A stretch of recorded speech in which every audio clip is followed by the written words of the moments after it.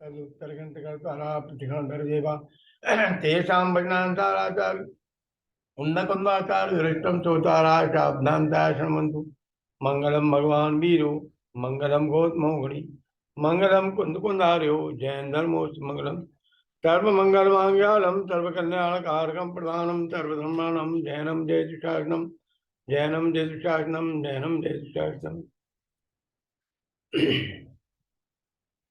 अहमिक्खो खलु शुद्धो धनशरणाणां वयो सदा रूपी णव्यतिमज्ज किम्बि व्यापणं परमाणु में तिम्पि में एक दर्शन ज्ञानमय निज शुद्ध हूँ रूपी नहीं ये अन्य सब पर द्रव्य किंचित मात्र भी मेरे नहीं। जब इस भगवान आत्मा को अपने निस्वभाव का ज्ञान होता है तो इसके देखने की दृष्टि में और अभी तक जो देख रहा था उसकी दृष्टि में अत्यंत तफावत अंतर दिखाई देता है। समय सार ग्रंथ के कुंदकुंदाचार्य के ग्रंथ की जो आत्मख्याति नामक टीका जिसका प्रादुर्भाव अमृतचंद्राचार्य के द्वारा हुआ, उन्होंने उनके समय सार की गाथाओं को इस तरीके से निरूपित किया है कि वो पद रूप में भी आ गए हैं, हरि गीत में आ गए हैं, कलश रूप में आ गए हैं और उन्होंने उसके महत्व का प्रतिरूपण किया है। जैसे दर्पण में बिंब का प्रतिबिंब होता है और दर्पण अधिक निर्मल और स्पष्ट होता है, जितना बिंब होता है उसकी एक एक अच्छाई बुराई को अनुग्रहित कर लेता है, उसकी निर्मलता अधिक महत्वपूर्ण है बनिस्बत जो वस्तु है। मतलब बिंब जितना, बिंब में तो कई प्रकार के, गाड़ी है, गाड़ी एक्सीडेंट हो गया होगा तो कई ढंग से वो टूटी फूटी होगी, स्क्रैच होंगे, पर वो दर्पण में वो स्क्रैच भी पूरे के पूरे ले लेगा, उसे पूर्ण रूप से ग्रहण कर लेता है। ये अभी श्लोक में ये गाथा है, इसका पूर्व रूप यहाँ प्रस्तुत किया है। जब इस तरह, किस तरह कि जब केवल ज्ञान प्राप्त होने वाला है, अनंत सुख प्राप्त, केवल ज्ञान, ज्ञान ज्ञान ज्ञान को भी केवल ज्ञान कहते हैं, और जो भगवान की पूर्ण अवस्था में प्राप्त होने वाले केवल ज्ञान को भी ज्ञान कहते हैं। पर वो ज्ञान तो पर्याय रूप है और ये ज्ञान ध्रुव रूप है। ये सह तत्ता में त्रिकाल विद्यमान रहने वाला है, वो तो एक क्षणिक का है, क्षणिक में उपादान और व्यय को प्राप्त होने वाला है। वो उपादान व्यय होते हुए क्षणिक संतति उसकी चलेगी, और ये द्रव्य ध्रुव स्वभाव का ज्ञान जो त्रिकाल तेरे साथ रहने वाला, इसकी सत्ता का कभी अभाव नहीं होगा। इसके धरातल पर ही उत्पन्न होने वाला ज्ञान है वो, जो यहाँ ज्ञान स्वभावी आत्मा है। ज्ञान स्वभावी आत्मा जो निगोद में सो ही मुझ में सो ही मुक्त मजार, अंतर भेद कछु नहीं काई, भेद गिने संसार जाते या ही है। ये भेद को ज्ञान करता है, इसलिए संसार का परिभ्रमण हो रहा कि अंतर भेद कछु नहीं कहा, तो अंतर में कोई भेद नहीं है। बस इस तरह जब अन्य भावों से हुई जब भिन्नता, ये ना कलश 31 में कहा था कि अन्य भावों से जब इसका भिन्नता हो जाती है तो स्वयं में उपयोग आ जाता है। स्वयं में उपयोग हो जाता है तो फिर क्या होता है कि स्वयं के उपयोग आने से, अंतर्दृष्टि होने से सम्यक दर्शन, सम्यक ज्ञान, सम्यक चार्य में प्रवर्तमान होता है, तब आत्मा के बाग में आत्म रमण करने। जब इस तरह सब अन्य भावों से हुई जब भिन्नता, तब स्वयं को उपयोग ने स्वयं ही धारण किया, प्रगटित हुआ परमार्थ अर भ्रग ज्ञान व्रत परिणति हुआ, तब आत्मा के बाग में आत्म भ्रमण करने लगा। इसमें भी जब और तब है। कि कब के जब भिन्नता हुई तब तब स्वयं उपयोग, संसार शरीर भोगों से जब इसके भिन्नता भाषित हुई, इसको स्वभाव का जब भान हुआ, अन्य भावों से जुदा अपने स्वभाव का भान हुआ, तब जब अन्य द्रव्यों से, अन्य गुणों से, अन्य भावों से, अन्य परिणामों से, अन्य वृत्तियों से आत्मा की वृत्ति अलग है, उसकी परिणति अलग है, उसका स्वरूप अलग है, उसका वैभव अलग है, इस बात का जब उसे ज्ञान हो जाता है तो बाहरमुखी वृत्ति का अभाव होकर अंतरोन्मुखी वृत्ति होने पर स्वयं भी अनंत सुख के उपयोगमय वृत्ति को धारण करता हुआ जीव अंदर से परिणत होता है। और जब वो अंदर में परिणत हो जाता है तो उसके जितने भी गुण हैं वो एक के बाद एक के बाद एक के बाद एक के बाद पूर्ण शुद्धि को प्राप्त कर लेते हैं। कैसे कि जैसे पानी का कोई मंथन किया हुआ स्थिति हो, जिससे घूम रहे चक्र से घुमाता हुआ चक्र हो, तो मंथनमय स्थिति में जब मिक्सी चलाते ना तो कोई चीज मथ जाती, और मथने के बाद वो पूर्ण रूप से अपने स्वरूप से विमुख हो जाता है। और जब मछली को बंद कर दो, निर्मल हो जाए, धीरे धीरे धीरे धीरे मिट्टी जमने लगती है, कंकड़ की जमने, उसके सब पर परमयता धीरे धीरे धीरे प्राण मुक्ता धीरे धीरे समाप्त हो जाए। तो जब अंतरोन्मुखी दृष्टि होती है तो पर की वृत्ति का अभाव होने से अब अंतर की दृष्टि की निर्मल सृष्टि होती हुई प्रकट होती है, और सृष्टि की वृद्धि से परिणति में शुद्धि होती है। तब क्या होता है?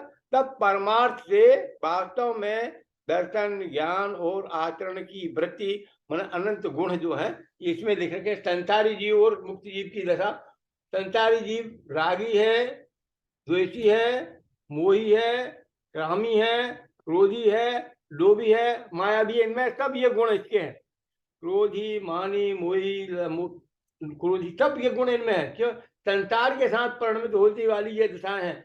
और जब उसकी दृष्टि में वस्तु के स्थिति का स्वाभाविक परिणमन हुआ, उपयोग में उपयोग आया तो सम्यक दृष्टि हुई, उपयोग में उपयोग आया सम्यक ज्ञान हुआ, उपयोग में उपयोग की वृत्ति हुई तो सम्यक चारित हुआ, सम्यक दर्शन ज्ञान चारित्राणी मोक्ष मार्ग, तो मोक्ष की वृत्ति हुई, सुख की प्राप्ति, वो सुखी हो गया, शांति उसके जीवन में आ गई, सहजता उसके जीवन में आ गई, और सुखमय जीवन जीने लगा, और निज शुद्ध आत्मा का भोग भोगने लगा, अपने में रमना, अपने में जमना, अपने में लीन होने की वृत्ति से अनंत सुखी हो गया।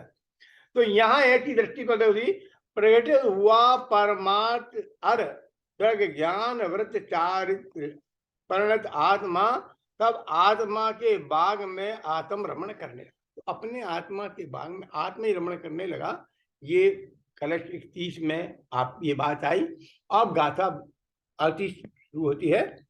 अहम खो खल शुद्धो धनतरणाणम वयो सदा रूबी रवियति मध्य किंची विहर्णम परमाणु में कंपी में एक दर्शन ज्ञानमय निशोध रूपी नहीं, ये अन्य सब पर द्रव्य किंचित मात्र भी मेरे नहीं।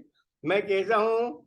मैं एक हूँ, अखंड हूँ, नित्य चैतन्य पिंड हूँ, दर्शन ज्ञान चारित्र से सदा ही शुद्ध हूँ। और कैसा हूँ कि रूपी नहीं माने मैं रूपी नहीं, अरूपी हूँ, मेरा कोई रूप रंग नहीं है, मैं नर नारकादि पर्याय किसी पर्याय में भी मेरा गमन नहीं हुआ। अरे स्वभाव की दृष्टि से देखें तो अनादिकाल से अनंत काल तक जीव का परिभ्रमण हुआ ही नहीं, हो सकता है नहीं, क्योंकि जीव ने अपनी मर्यादा का कभी उल्लंघन किया ही नहीं। बाहरमुखी प्रवृत्ति में परिणति होती क्षति देखी जाते पर भी बाहरमुखी परिणमन होता ही नहीं। शक्ति मुक्त, अपन ने बात की, मुक्ति जीवों की बात की थी, शक्ति मुक्त, दृष्टि मुक्त, मोह मुक्त, और जीवन मुक्त और देह मुक्त गुणस्थानों की बात की थी। शक्ति मुक्त तो निरंतर स्वरूप भर में रहने वाला, वो शक्ति मुक्त आत्मा त्रिकाल ही मुक्त है। किसी भी अवस्था में रहे, कहीं भी रहे, किसी भी परिणति में रहे, निगोद में रहे, स्वर्ग में रहे, मोक्ष में रहे, संसार में रहे, किसी मनुष्य पर्याय में रहे, देव पर्याय में रहे, टेंट में रहे, कि कहीं भी रहते हुए भी उसने अपने स्वाभाविक गुणों को कभी छेदा नहीं, भेदा नहीं, क्योंकि वो उसमें ऐसी योग्यता है कि अपने में अखंड रहने की परिणति उसमें सदा काल विराजमान है, खंड खंड हुआ नहीं। अब हुआ क्या कि तेरी दृष्टि की झलक परान्मुख वृत्ति पर हुई तो तेरी परिणति में ऊपर की परिणति मलिन होती हुई दिखाई दी। जैसे चश्मा हमारे चेहरे पे लगा हो और चश्मे के ऊपर यदि कोई धूल के कण आके बैठ जाए तो हमारी दृष्टि में वो स्पष्टता नहीं होती। स्पष्टता नहीं होने से हमें कुछ का कुछ दिखने लगता है।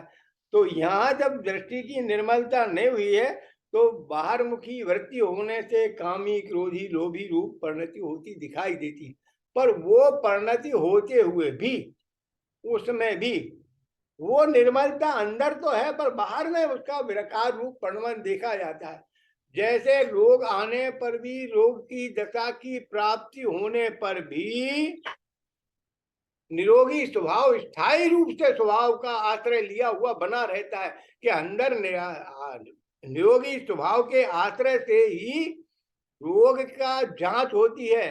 रोगी है ये, इसका निर्णय होता है, जांच होती है, मालूम पड़ने पर भी वो निरोगी स्वभाव पर दृष्टि की मलिन वृत्ति नहीं होने से उस निरोगी स्वभाव के आश्रय को ही आश्रयभूत करता है तो रोग आया हुआ भी चला जाता है। उसी के आधार से इलाज होता है ना। तो उसके आधार से इलाज होने पर उसकी परिणति का पूर्ण ज्ञान हो जाता है और वो अपने आप में निर्मल हो जाता है। आचार्य देव कहते हैं कि भले ही ज्ञान में तदाकार होकर डूब रहे हो, अत्यंत अंतर्मग्न हो रहे हो, तथापि मेरे नहीं है। क्या नहीं मेरे? कि पर द्रव्य में अंतर्मग्न हो रहे हो, मेरे स्वभाव में आकर डूब रहे हो, मेरे साथ तदाकार हो रहे हो। जैसे दर्पण में ये तदाकार हो जाते हैं, पर तदाकार होने पर भी वो दर्पण का ये दर्पण का पदार्थ और बाहर के पदार्थ उन दोनों में कोई एक रूपता नहीं है कि दिखता एक रूप है कि दिखने दो। दिखने पर भी उसने उसको ग्रहण नहीं किया। वो दर्पण में ही उस प्रकृति का आकार है, आकृति की आकृति है, पर वो आकृति स्वयं से निर्मित हुई है, दर्पण में निर्मित हुई है। दर्पण की स्वच्छता की, दर्पण की स्पष्टता की, दर्पण की एक विशेष उपलब्धि है कि उसने उसको ग्रहण किया। उससे कुछ लिया नहीं, उससे कुछ दिया नहीं, उसमें से कुछ आया नहीं, उसमें से कुछ गया नहीं, कि दोनों ही की वृत्ति पूर्णता अलग अलग प्रति समय परिणमित होती हुई देखी जाती है। क्यों? कि किसी भी ने भी किसी को भी अन्न में अन्न को ग्रहण करने की योग्यता ही नहीं, ऐसा वस्तु का स्वभाव ही नहीं कि अन्य वृत्ति को ग्रहण कर सके। प्रवृत्ति एक दूसरे की जुदी जुदी है। परिणति सब जीवन की तीन भांति परनी, एक अशुभ, एक शुभ, एक मोक्ष तरणी। तो एक अशुभ और एक शुभ और एक मोक्ष तरणी। तो अशुभ और शुभ वृत्ति तो एकांत दुख, शुभ अशुभ वृत्ति एकांत दुख, अत्यंत मलिन संयोगी। कि अब वो मलिन अवस्था है, वो ये निर्मल अवस्था है। मलिन अवस्था में संसार, संसार से पूरा संसार का परिभ्रमण, पूरी वृत्तियां एक साथ जल जाने वाली है। और जो शुद्ध अवस्था रूप पर हुआ तो उससे पूर्ण शुद्धि और प्राप्ति, अनंत सुखों की प्राप्ति होने वाली है। तो यहाँ कहते हैं भले ही पर द्रव्यों ने मुझे ग्रसित कर लिया हो, मेरे साथ अंतर्मग्न हो गए हो, ये मुझसे भिन्न बहिर तत्व हैं। सब कुछ कर लेने के बाद भी ये मुझसे बहिर भिन्न तत्व हैं। आचार्य देव कहते हैं कि भले ही ज्ञान में तदाकार होकर डूब रहे हो, अंतर्मग्न हो रहे हो, तथापि मेरे नहीं है। पर द्रव्य किंचित मात्र भी मेरा नहीं। कि ये मेरे साथ जुड़ रहे हो, मेरे साथ आ रहे हो, जा रहे हो, सब कुछ कर रहे हो, तो भी ये मेरे नहीं थे। दूसरी बात यह है कि यद्यपि स्व और पर दोनों एक समय ही ज्ञान में ज्ञात हो रहे हैं, स्व और पर का एक समय में ही ज्ञान में ज्ञात हो रहे हैं, तथापि दोनों का स्वाद भिन्न है। भिन्न भिन्न स्वाद के कारण धर्मादि द्रव्य, अजीब द्रव्य मेरे निज स्वभाव से पूर्णता अलग है, इसलिए ये निर्मम है। मैं इनके निर्मम, कि इनमें मेरा कुछ नहीं, मुझ में इनका कुछ नहीं। ये इनके और मेरे गांव में भेद है, मेरी दृष्टि में भेद है, मेरे स्वरूप में भेद है, मेरे काल में भेद है, मेरे भेदाभाव के जैसे इंडिया की करेंसी, आप इंडिया के लोग ही हो और इंडिया की करेंसी यहाँ चलाना चाहें तो यहाँ नहीं चलेगी। क्यों नहीं चलेगी? कि यहाँ की उसकी वैलिडिटी नहीं है। और दुबई की करेंसी इंडिया में चलाना चाहें तो नहीं चलेगी। तो यहाँ भी ऐसे है कि जो जीव है, शुद्ध जीवों की परिणति और संसारी जीवों की परिणति में, हर परिणति में अंतर आएगा। हर क्षेत्र में, हर देश में, हर प्रकार की कोई भी परिणति रागी मोही बीतरागी जितनी भी परिणतियां हैं, अरे वही संसारी जीव सम्यक ज्ञान के सहित होगा तो उसमें राग नहीं होगा, सहजता होगी। द्वेष नहीं होगा, सहजता होगी। क्रोध नहीं होगा, सहजता होगी। मान नहीं होगा, सहजता होगी। माया नहीं होगा, लोभ नहीं होगा। उसकी परिणति में सहज वृत्ति होगी और इसकी वृत्ति में असहजता होगी राग द्वेष क्रोध से, क्योंकि मलिन है इसकी वृत्ति, मलिन इसकी दृष्टि, खोटी दृष्टि खोटी सृष्टि, सत्य सम्यक दृष्टि सम्यक सृष्टि। तो इसकी दृष्टि में मेल है, इसकी दृष्टि निर्मेल है। तो इनकी दोनों की सत्ता ही अलग अलग है, दोनों का स्वरूप अलग अलग है। लाख पेड़ में पैदा होती है, जिस पेड़ में पैदा होती है उसको खा जाती है।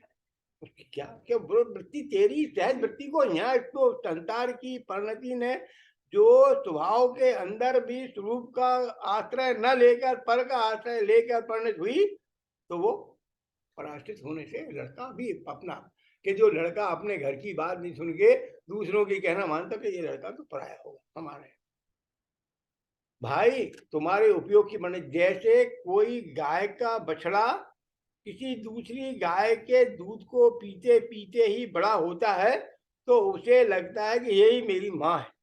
जिसके दूध पीता रहता ना उसी को माँ मानता है, उसी के घर में आचरण करता है। तो जैसे है ना, ये पुण्य पाप अधिकार में नाटक समाचार में ना, एक मोह कर्म का जुगलनी जुगल पुत्र जिनो तियो, एक चांडालनी जुगल पुत्र जिनो तिनो, एक दियो ब्राह्मण को एक घर राख्यो। ब्राह्मण कहा है तेने मधुमांस त्याग कीनो, चांडाल कहा है तेने मध्यमांस टाकू। तेरे ही एक वेदनी कर्म के दो जुगल पुत्र, एक पाप एक पुण्य नाम भेद भिन्न बा, दो माही दो रूप, दो अंध कूप रूप, दो को विनाश मोक्ष मार्ग में। के दोनों एक जैसे हैं कि फिर भी उनमें क्या परिणति है? जिसकी परिणति वो आश्रय अपने स्वरूप का ले तो अनंत सुखी, ऊपर रूप का आश्रय ले तो अनंत दुखी। तो क्या हुआ?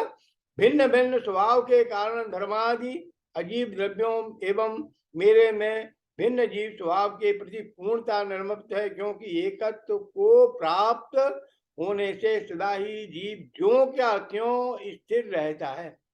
एकत्व को, तो हमें एकत्व पर से विभक्त होने के कारण सदा ही जीव ज्यों का त्यों रहता है, कहता रहता, स्थिर रहता है, अपने स्वरूप को कभी नहीं छोड़ता। पर में से अपनापन टूटना, एकत्व टूटना और अपने में अपनापन आना, एकत्व आना ही ये ज्ञायक से भेद विज्ञान होना है, ज्ञों से भिन्नता होना है। परमार्थ के पास जाए बिना पर पदार्थ भी पास में आए बिना ही, के पर के पास जाए बिना पर में पास आए बिना ही ज्ञान का स्वभाव पर को जानने का है। क्या कह रहे हैं? ज्ञान का स्वभाव पर को जानने का है, परंतु इस पर को जानने पर के साथ कोई संबंध नहीं है। पर ज्ञान का ये बन जाने पर भी पर से ज्ञान का कोई संबंध नहीं, क्योंकि पर को जानना भी तो आत्मा का एक स्वयं का ही अनुभव है, स्वयं का ही भाव है, स्वयं की ही विशेष परिणति है। इस प्रकार 36वीं 37वीं गाथा के विषय वस्तु को समेटते हुए आचार्य देव कलश कहते हैं। कलश इस प्रकार है, इस प्रकार भावक भाव और ज्ञेय ज्ञायक भावों के भेद ज्ञान होने पर, इन दोनों के दो दोष बताए थे, ज्ञेय ज्ञायक संकर दोष और भाव भावक संकर दोष। ये ज्ञेय ज्ञायों में एक ना अपनापन मानना और उनके परिणामों से परिणत होते हुए भावों को एक दूसरे में मानना, दो दिव्यों को एक मिला के परिणमन करना, ये 32वीं और 33वीं गाथा में बताया था। और उसके बाद भाव भाव अभावक भाव, कि भाव में भाव भाव का भी जो एक उनमें जो भेद रूप वर्णन कर रहा था, उसमें से भी अभेद में जाता हुआ, अभेद रूप से वर्णन करता हुआ, जैसे आप में से हर व्यक्ति के पहले एक मॉनिटर होता ना, आप लोग दूसरे से कहेंगे, एक मॉनिटर हो, वो सबसे कहेंगे भाई सब चुप बैठो, शांत बैठो, क्लास शांत हो जाएगी, और वो बोलता रहे, चुप रहे बोले, तो क्लास कब शांत होगी? और सब बोलेंगे चुप रहो चुप रहो चुप रहो, तो कि चुप कोई नहीं रहे, और सब रहेंगे चुप रहो, तो कभी भी चुप रहने वाले नहीं। पर शांत रहने का, सब शांत हो जाए, कोई नहीं बोले तो पूरी क्लास में बस जितनी भी प्रवृत्ति होती है संसार की प्रवृत्ति, वो बाहर मुखी प्रवृत्ति होती है, और अंतरोन्मुखी प्रवृत्ति निज प्रवृत्ति होती है, कि एक चुप रहने की अवस्था रूप परिणति, और एक बोलने की अवस्था की चुप रहो चुप रहो चुप रहो। तो जब तक वो चुप रहो चुप रहो चुप रहो की रटन रहेगी, जब तक शांति का विजन नहीं होगा, क्योंकि प्राणमुखी वृत्ति चल रही है। और जब एक व्यक्ति चुप रह के सब व्यक्ति चुप हो जाए, पूर्ण शांति हो जाए, तो सभी में अंतर्मुख। ये कह रहे हैं कि यहाँ जो छठी गाथा साध्वी गाथा कौन सा मिथ्यात्व के लिए वह है ना, वो नहीं हाँ, ये तो आ गई। वो कौन सी गाथा है जिसमें गाथा में वहां था, मनुष्य भाषा के बिना समझा न सका सत्य, मनुष्य बिना न समझा सका न अनार को परमार्थ का उपदेश हो। तो जैसे उसको समझाने के लिए दोनों का भेद करा, फिर अज्ञानी को बताने के लिए अब स्पष्ट अरुणीय से देखे आत्म को अविशेष संयुक्त भावना, तो वो फिर अब वो गाथा है 11वीं, उसमें सब कुछ भिन्न करा। जब उनसे भी भिन्न हुआ, तो फिर उसके बाद जो तुम्हारे अंतर की दशा थी, जिसमें गे ज्ञान संकर दोष और भाव भाव संकर दोष थे, उनको भी दूर करा। सब दोषों के निवारण करते हुए जो संसारी जीव है, जो अज्ञानी जीव है, उसको निकालते लाते लाते लाते अब इसको कहाँ लेके आए कि सब विकारों से अभाव करके, सब विकारों का छोड़ के जब स्वभाव की ओर वृत्ति लाए, तो मैं एक दर्शन ज्ञान में निशुद्ध हूँ रूपी है। कहेगा मैं एक हो गया हूँ, शुद्ध हूँ, निज रूप में समाहित हूँ, कोई अन्य ते मारी जरा परमाणु मत। किसी भी दृष्टि से कोई भी पदार्थ कैसा भी मेरे में नहीं। यहाँ गाथा में यही कहा कि दर्शन ज्ञान चारित्र परिणत आत्मा ये जानता है कि निश्चय से मैं सदा ही एक हूँ, शुद्ध हूँ, दर्शन ज्ञान मैं हूँ, अरूपी हूँ, और अन्य द्रव्य किंचित मात्र भी मेरे नहीं है, परमाणु मात्र भी मेरा नहीं है। इस गाथा में के भाव को आत्मख्याति में आचार्य अमृतचंद्राचार्य इस प्रकार कहते हैं, जिस प्रकार कोई पुरुष अपनी मट्ठी में रखे हुए सोने को भूल गया हो, पर किसी के ध्यान दिलाने पर या स्वयं स्मरण आ जाने पर, दो बात कहीं, किसी के ध्यान दिलाने पर या स्वयं के स्मृति में आ जाए। ये दो बात किस बात का संकेत करती हैं कि दो प्रकार से सम्यक दर्शन होता है। निसर्गज अधिगमन, निसर्गज में खुद की समझ में आ जाए। कई बार ऐसा होता है कि आप लोग गाड़ी में, कभी ऐसा कि आपने चाबी अपन ढूंढ रहे हैं, हाथ में चाबी रखे और चाबी कहाँ है, देखें और चाबी तो ली नहीं, मान पर चाबी हाथ में लिया, भूल गया, दिमाग आउट हो जाता है, तो दिमाग में नहीं रहता कि वो चीज ढूंढना, अपनी चीज ढूंढना, अपने पास होते हुए अपन कई बार ऐसी चीज हो कि अपने को ध्यान नहीं रहता, अपन ढूंढते हैं। वो कई बार भूल के चले जाते हैं अपने स्मरण के, मेरे पास तो है, वहां जाके देखा चाबी नहीं, आपके ज्ञान में नहीं कि मैं चाबी लेके चला कि नहीं चला, मालूम पड़ा कि नीचे पहुंच गया, उतर गए, गाड़ी खोलने लगे तो यार चाबी थोड़ी भूला है। कई बार ऐसा होता है, जैसे हम तो मोबाइल भूल जाते हैं कई बार, अपन चलेगा अपने ज्ञान में कि मोबाइल है, और जब बहुत देर हो गई यार, किसी को फोन करने का विकल्प आया, या ज्ञान में आया कि किसी ने फोन नहीं करा, यार फोन तो कोई आया नहीं, अपने को कहीं फोन करना है, जब ये बात आई ध्यान में, तो फिर मोबाइल, फिर अरे मोबाइल तो घर ही भूला। कई बार ऐसा हो जाता है। फिर अब फिर या तो सोचते हैं, घर पे कह देते हैं कि भैया फोन करके, भैया हमारा मोबाइल घर भूल गया, फोन आए तो बता देना, 2 घंटे तक नहीं आएंगे, फोन पे बात नहीं हुई। तो ऐसा कई बार ऐसी भ्रमित हो जाते हैं, जीव भ्रमित हो जाता है। तो संसार में भी, संसार के भ्रमण में जीव भ्रमित हो गया है। संसार की अवस्थाओं में रहता हुआ, यहाँ के विषय भोगों को भोगता हुआ अपने आप को सुख का वेदन कर रहा है, पर वो सुख क्षणिक हैं, आने जाने वाले हैं। या तो उन सुखों को भोगने के अंदर में तेरी शक्ति का अभाव हो जाएगा, या उसमें सुख देने का फलदान की योग्यता जो उसमें परिणमित उस समय हो रही है उसकी परिणति बदल जाएगी। दो में से कोई स्थिति बदलेगी, और नहीं बदली तीसरी तो परिणमन का जो परिणति है वो तो निरंतर बदलती ही रहने वाली है। परिणमन स्वभाव जो है जीव का, पुद्गल का, धर्म धर्म आकाश का क्षयों द्रव्य में परिणमन हो रहा है, प्रति समय परिणमन हो रहा है, और उस परिणमन के द्वारा परिणमती हुई वस्तु का परिवर्तन हुए बिना रहेगा नहीं।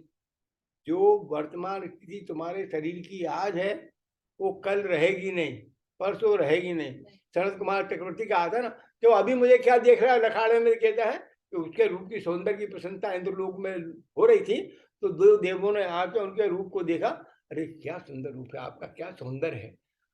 अब उनको उस समय ज्ञान न था, मैं अपने रूपवान सर्वोत्कृष्ट देव लोगों में प्रसन्नता और मतलब मैं सर्वोत्कृष्ट सुंदर, क्या अभी मेरा रूप क्या देखते जब मैं अखाड़े में हूँ, अभी मैं राजभवन में आऊँ जब देखना। तो वो तैयार होकर सज धज के गए राजभवन में, और जाके सिंहासन बैठते हैं, तो वो फिर लोग आते हैं, तो अब वो बात नहीं, क्या हो गया, अरे अब तो मैं सच धज के कंप्लीट आया हूँ, कि परिणति में उस समय उनके कोल आ गया, ये मुंह क्रोध मान माया के मान आया, मान माया तेरे सर में कोई भी विकार आया कि मान के आने से चला गया, लोभ के आने से चला गया, सहज परिणति का अभाव हो गया, क्रोध मान के अंदर से कोई भी विकार उत्पन्न होगा तो तेरी परिणति में सहजता नहीं रहने वाली है। और सहज परिणति में होने वाला पुण्य वर्ण का योग जो सहज के साथ रहा, कि तेरी इच्छा हुई कि वहीं से तेरी भ्रष्ट हुई, दृष्टि भ्रष्ट सृष्टि भ्रष्ट, कि जिसी परिणति तू वहीं के वहीं निपट गया, ऊपर जाने की जगह नीचे पटकने लगा तेरी। तो यहाँ कहता हुआ अन्य किंचन मात्र भी परमाणु मात्र मेरे नहीं। जिस प्रकार कोई पुरुष अपनी मुट्ठी में रखे हुए सोने को भूल गया हो, किसी का ध्यान दिलाने पर या स्वयं स्मरण करने पर आ जाए तो उसे देखे और आनंद होता है, उसी प्रकार उसी न्याय से अनादि मोह रूप अज्ञान से उन्मत्ता के कारण मोह महामत पियो अनादि भूल आपको भ्रमति बात ताज भ्रमण की है बहु कथा पे कसु कहूँ मुनि कहीं मुनि। क्या अनादिकाल के भ्रमण में संसार का भ्रमण हुआ है, वो क्यों हुआ कि अज्ञानता के कारण, मोह रूपी मदिरा के पीने के कारण अज्ञान से उन्मत्त होता हुआ जीव आत्मा अत्यंत अप्रतिबुद्ध था, अपने परमेश्वर आत्मा को भूल गया था।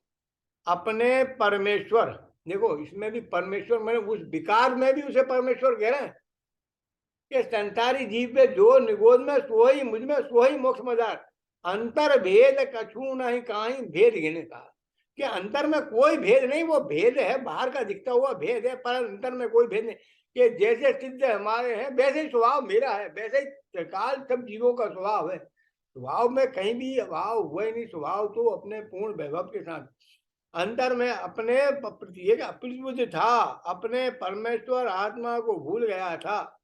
विरक्त गुरु के द्वारा निरंतर समझाए जाने पर, विरक्त गुरु के पास मिला जिन्होंने उसके स्वरूप को समझा है, जाना है, अनुभव किया, ऐसे वीतरागी गुरु देव शास्त्र के द्वारा समझाए जाने पर किसी प्रकार समझ कर, किसी प्रकार माने तर्क से, युक्ति से, उदाहरण से और अनुभव प्रमाण दर्शाऊं एक विभक्त को आत्मा तने नहीं तो विभव से दर्शाऊं तो करना प्रमाण न छल करो छलनता। तो उनने दर्शाया और इनने दर्शने इसके स्वभाव में आगे कहा, जैसा तुमने बताया था उन सबसे विरह किया था तो विरह हो गया, कि जैसे दर्पण में अनेकानेक सीन आने पर भी दर्पण ने किसी को सीन को ग्रहण नहीं किया है, ऐसे ही संसार अवस्था में तेरी अनेक अनेक गतियों में, अनेक अनेक परिणतियों में परिणत हुई दशा में भी किसी भी दशा को अंतर्मग्न करके स्वरूप रूप ग्रहण किसी दशा को नहीं किया, वो अलग रही और तेरा स्वभाव अलग रहा। तो समझाए जाने पर सावधान होकर अपने आत्मा को जानकर उसका श्रद्धान कर।